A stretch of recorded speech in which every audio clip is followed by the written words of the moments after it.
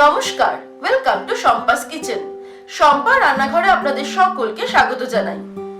আজকে আমি তৈরি করব রাত্রের বেঁচে যাওয়া বাসি ভাত দিয়ে দারুণ একটা ব্রেকফাস্ট রেসিপি, যেটা কিন্তু ছোট বড় সকলের খুব ভালো লাগবে। আপনারা দেখুন আমার রেসিপিটা। ভালো লাগলে ছোট্ট করে একটা লাইক এবং সকলের সঙ্গে শেয়ার করতে ভুলবেন না। আর নতুন নতুন রেসিপির আপডেট পাওয়ার জন্য এক্ষুনি আমার চ্যানেলকে সাবস্ক্রাইব করে নিন। তাহলে চলুন শুরু করা যাক। সবার প্রথমে আমি কড়াই গরম করে তার মধ্যে 2 টেবিলস্পুন সাদা তেল দিয়েছি। এর মধ্যে দিয়ে দিচ্ছি 1 টেবিলস্পুন পরিমাণ আদা রসুন কুচি। আদা রসুনটা দেওয়ার পরে আমি 1 মিনিট এটাকে ফ্রাই করব মিডিয়াম আঁচে। 1 মিনিট এটা ফ্রাই হয়ে গেলে এবার আমি এর মধ্যে দিয়ে দেব কুচানো পেঁয়াজ। একটা ছোট সাইজের পেঁয়াজ আমি কুচিয়ে নিয়েছি, 1/4 কাপ হয়েছে।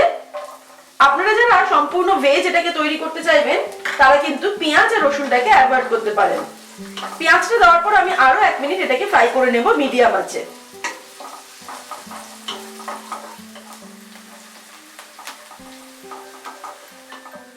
পেঁয়াজটা ফ্রাই হয়ে গেলে এর মধ্যে আমি দিয়ে দিচ্ছি 1 কাপ পরিমাণ সয়া চাঙ্ক, সিদ্ধ করে রাখা সয়াবিন। সয়াবিনটা দেওয়ার পরে আমি আরো 1 মিনিট এটাকে ফ্রাই করব মিডিয়াম আঁচে। 1 মিনিট আমি সয়াবিনটাকে ফ্রাই করে নিলাম।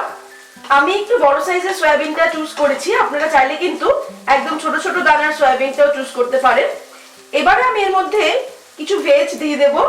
যেমন আমি 1/4 কাপ গাজর কুচি রেখেছি, দিয়ে দিলাম। দিয়ে দিচ্ছি বিনস কুচানো 1/4 কাপ। দিয়ে দিচ্ছি ক্যাপসিকাম কুচানো 1/4 কাপ। নুন দিয়ে দিচ্ছি 1 টিস্পুন। সব সবজিগুলো দেওয়ার পরে আমি এটাকে আরো 3 মিনিট মতো ফ্রাই করব মিডিয়াম আঁচে।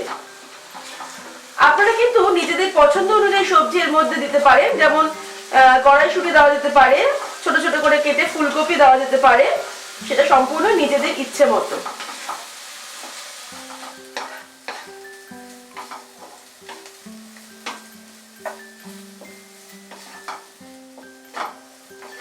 এবারে সবজিগুলো ভাজা হয়ে যাওয়ার পর আমি আঁচটাকে একদম কমিয়ে নিলাম।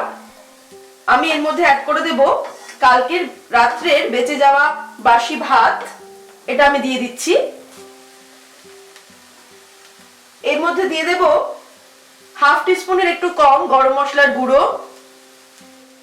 1/2 টিস্পুন আমি গোলমরিচের গুঁড়ো দিয়ে দিলাম, তবে ঝালটা কিন্তু নিজেদের স্বাদ অনুসারে দেবেন।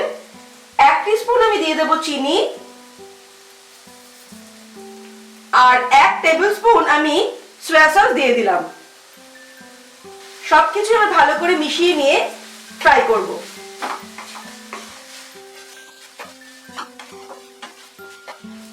ভালো করে মিশিয়ে নিয়ে আমি আঁচটাকে বাড়িয়ে দিলাম। এবার এই হাই ফ্লেমে আমি এটাকে 2 মিনিট মতো নাড়তে নাড়তে রান্না করব।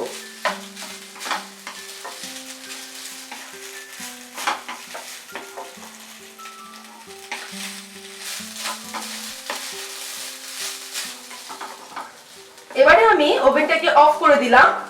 গরম গরম এটাকে আমরা এবার সার্ভ করে দেব ব্রেকফাস্টে। তৈরি হয়ে গেছে আমাদের আজকে দারুণ breakfast recipe, veg fried rice. আপনারা দেখলেন তো কত ইজিলি আমি দারুণ টেস্টি এই ব্রেকফাস্ট রেসিপিটা তৈরি করলাম। আর দেরি করবেন না, আপনারাও বাড়িতে তৈরি করে ফেলুন এরকমই দারুণ ব্রেকফাস্ট রেসিপি। আমার রেসিপিটা ভালো লাগলে ছোট্ট করে একটা লাইক এবং সকলের সঙ্গে শেয়ার করার অনুরোধ রইল। আর নতুন নতুন রেসিপির আপডেট পাওয়ার জন্য এক্ষুনি আমার চ্যানেলকে সাবস্ক্রাইব করে নিন। ভালো থাকবেন, সুস্থ থাকবেন। আমি আবার হাজির হব নতুন নতুন রেসিপির সঙ্গে। নমস্কার।